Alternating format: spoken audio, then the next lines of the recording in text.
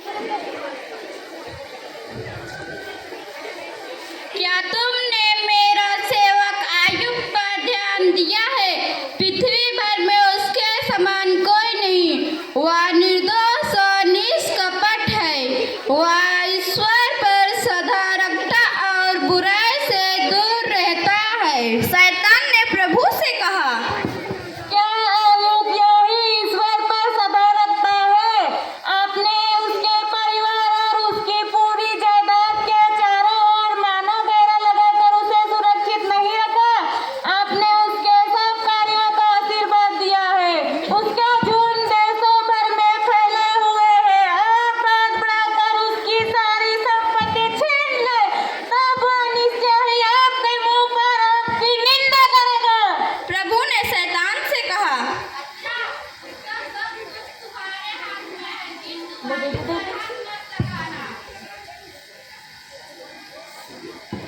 उसके बाद शैतान प्रभु के सामने से चला गया।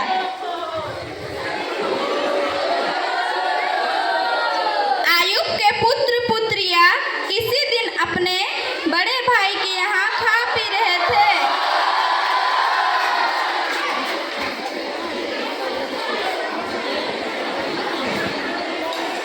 कि एक संदेशवाहक ने आकर आयुब से कहा,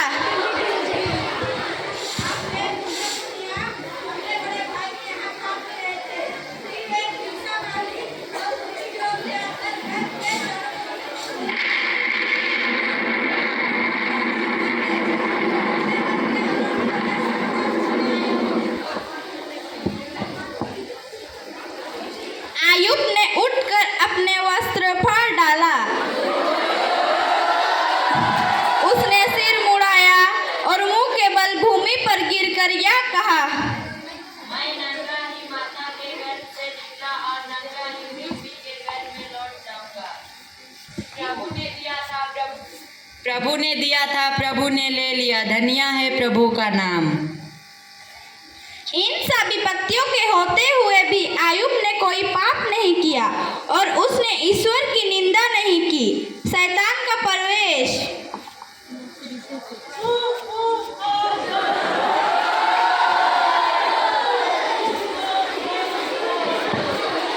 प्रभु ने शैतान से कहा, तुम कहाँ से आए हो?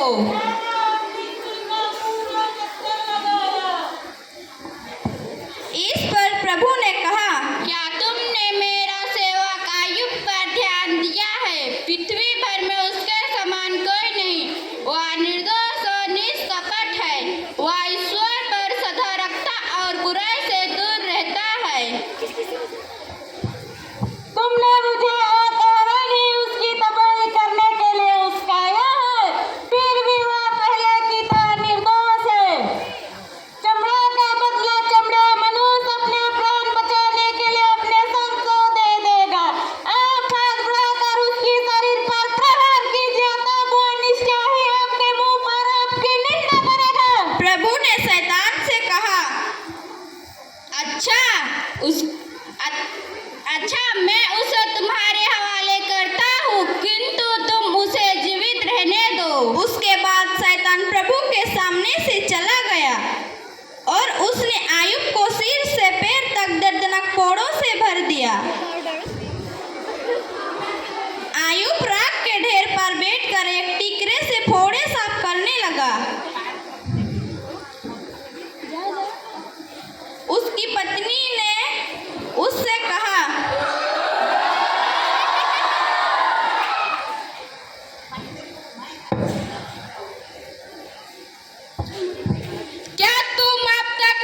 क्या तुम अब तक अपने को निर्दोष मानते हो? ईश्वर की निंदा करो और मर जाओ।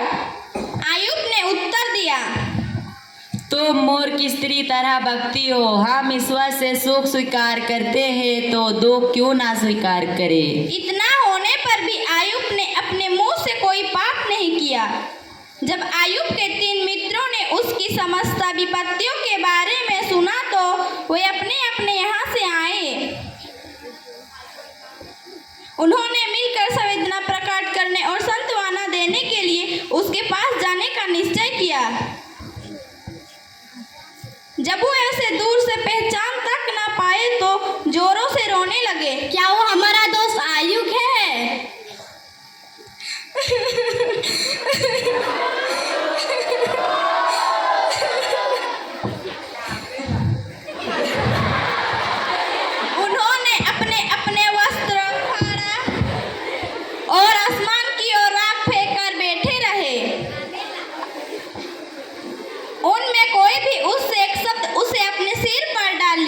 वह तक ना बोल सका क्योंकि उन्होंने अनुभव उसके पास 7 दिन और 7 रात जमीन पर किया कि उसका दुख अपार है।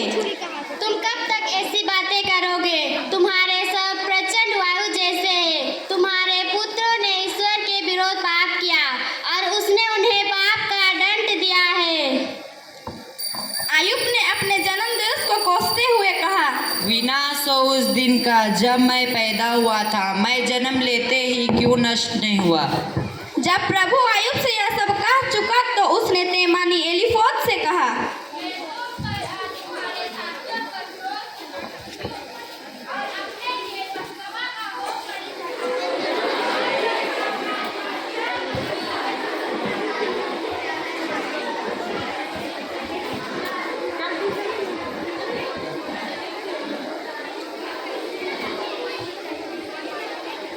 हेलो,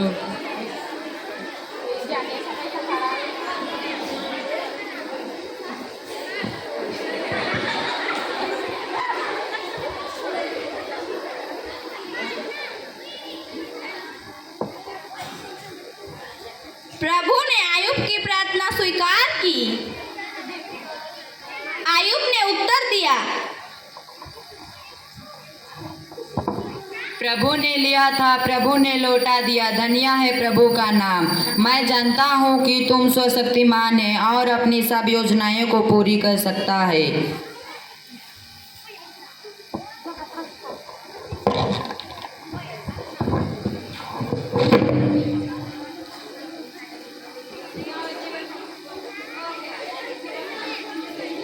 वाद प्रभु